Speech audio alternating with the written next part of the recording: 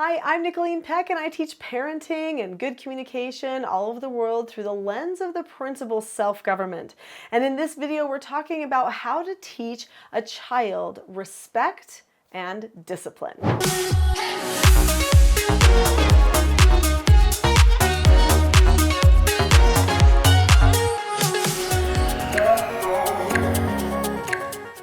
In this video, we're going to be talking about respect and discipline and what they usually mean to a child or don't, and then how you can systematically teach your child to be more respectful and more disciplined. So what is respect? To respect is to regard or to revere. It can even mean to reverence something. So if I respect another person, then that means I hold them in regard. That means that I wouldn't disregard them. So if you are going to be explaining this to a child about respect, then what you might want to do is you might want to say, okay, what is something that you value? So maybe they have something like a favorite toy or a favorite friend or something like that. Who's your very best friend? Someone that you think always is trying to do the very best for you. You know, come up with whatever that thing or that person is to your child.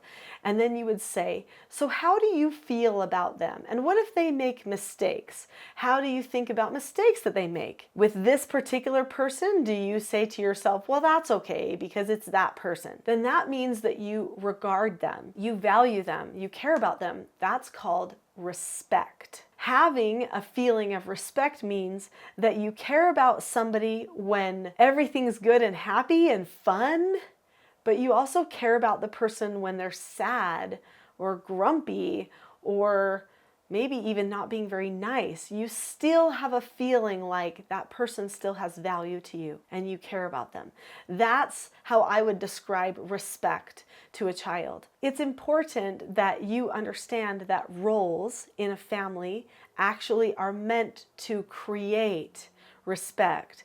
So many people in their families do not keep the roles in the right place. And I don't mean responsibilities like who does the dishes or something like that, but I mean who you are to each other, what mother is to her children, what father is to his children, and who those children are to mother and father, who mother and father are to each other. Those are all our family roles. And if our family roles are functional and working properly, we're not, thinking bad things about each other or just watching out for ourselves, then likely the respect will be an easy lesson to learn. But if you have dysfunctional family roles because everybody's just watching out for number one and nobody really cares about the family connections, then number one, read my book called Roles, The Secret to Family Business and Social Success. But number two, you are going to struggle more with respect because if everyone's only thinking about themselves, it's really hard to regard or reverence another person.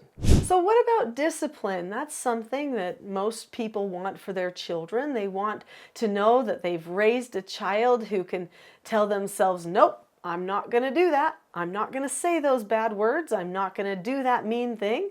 I can be disciplined. I can tell myself nope. Or maybe they're the type of a person who is disciplined in this way, where they say, I have a goal to exercise more, so I'm going to wake up a half hour earlier every day, which means I have to go to bed a half hour earlier every night in order to have a half hour of exercise time. That time management is a sign of discipline for a person. What does discipline look like for your child? Does it look like waking up when you tell them to get up? Does it look like taking their dish over when you've told them that's what they should do, or getting their chores done without being asked?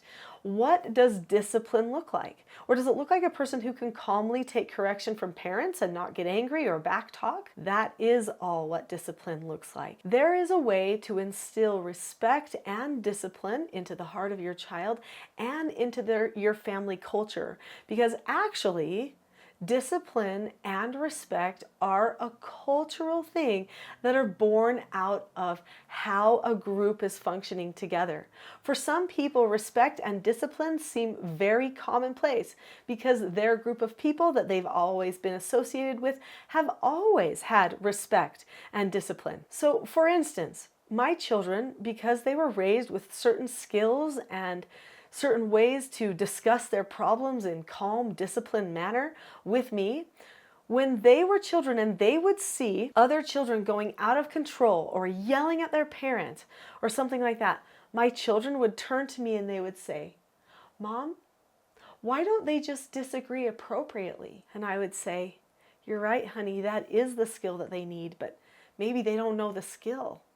Maybe nobody taught them how to communicate, so that's what happens if you don't know how to communicate." "Oh, Mom, I'm glad we know self-government," they would say. I taught them exactly what they needed in order to learn discipline in their speech and in their communication, which then ended up bleeding over into everything else in their lives, their time management, their schooling, everything. We were homeschool family, so they had to be in charge of how much they really would learn. I mean, I could tell them we're going to do this and this, but they had to learn it.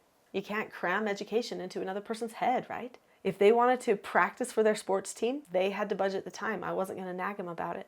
And they knew it. And they had enough discipline to do it and enough respect for my position and their position, our roles, to accomplish that. So if you've been following this channel and have been subscribed to this channel for a while, then you know I talk a lot about skills, and that's what we're going to talk about right now, are the skills and the principles of self-government that lead to increased respect and understanding for your family, as well as help you solve problems in a self-disciplined kind of a way. If you are nagging your children all the time, if you're getting into power struggles, debates, and battles with them all the time, then it could be that you're missing some vital skills that could make things simpler for you. It also could be that you need to work a little bit on your own discipline, your own calmness and self-government. And having ways to teach your children that focuses on their self-government and their self-discipline will naturally improve yours as well. So let's talk about what are the nuts and bolts of self-government that will teach about respect and discipline. You see this hefty stack of books? Sometimes I look at this and I wonder, I've written all of these books. These books are part of learning self-government. Now, of course, you can also take online courses, stuff like that, if you don't like all of the heft, but some of the books, especially the children's books, people find incredibly valuable even if they've had the course. You kind of have to learn self-government, either the Teaching Self-Government course or at the very, very least, some of these books, especially this one and probably these three on the top, the red one and the two white ones there. Those books, which you can find at teachingselfgovernment.com, all of these you can find there, and courses, are the pieces that can help you learn self-government so that you can have this discipline and respect in your home. So let's talk about some of the things that you'll learn in these books and some of the other courses and trainings that I do. When a person learns respect, it's because they've learned their roles, like I mentioned. So the roles book is going to go into great detail about that. That's one of those white books that I was talking about. And then also, when you have meetings with each other, you talk with each other openly, you listen to each other openly, that's going to develop respect as well. So here's the thing. Oftentimes, parents want their children to listen to them, but the parents don't feel like they have time to do all the listening to the child. When the child is feeling like they aren't understood or there's a deficiency of listening that's, benefiting them, then they start to act out a lot more and start to feel detached from the parents.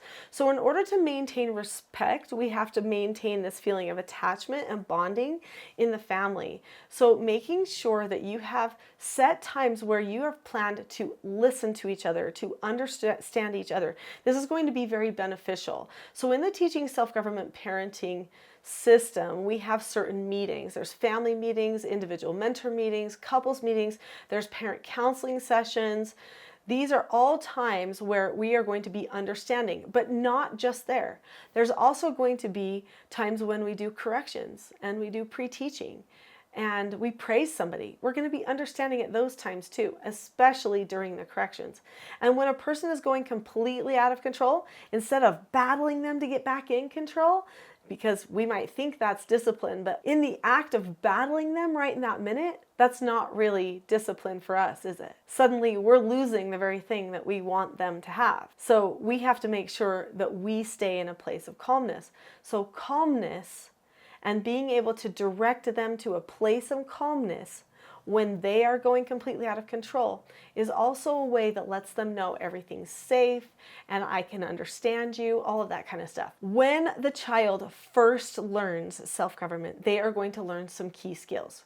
Remember those children's books I pointed out? They teach the 4 basic skills of self-government, which are following instructions, accepting no answers and criticism, accepting consequences, and disagreeing appropriately. When a person learns the skill sets to these 4 basic skills, that takes care of 99% of their behavioral problems. Almost every behavioral problem can be summed up by learning the steps to those 4 basic skills. So when parents proactively teach their children skills for how to communicate with them, and then also proactively teach the children the parent skills that they will be using to correct them and interact with them, then suddenly the respect changes for parent and child. Did you know battling your child will never bring respect? A lot of people don't know that. It's true. I think it's super animalistic to think, well, if I'm the biggest one, the loudest one, the strongest one, you know, like the king of the lion pride or something, then I will get their respect. Fear isn't respect. Sure, they could be synonyms of each other, but it's not the same thing. When a person is afraid of you, they are in a selfish state. They are protecting themselves. They're not respecting you. Respect is different. It's a feeling that comes out of another person toward you.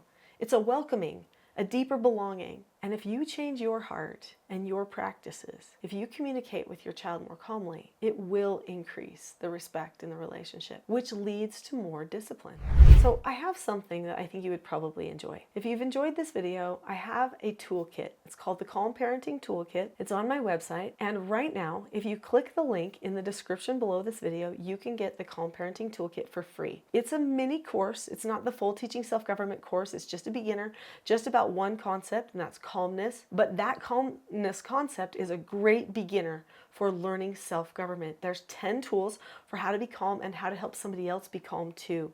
So if you click on the link that says teachselfgov.com/toolkit that's right below this video, that will take you to the Calm Parenting Toolkit for free. Click on that link. I'll see you there.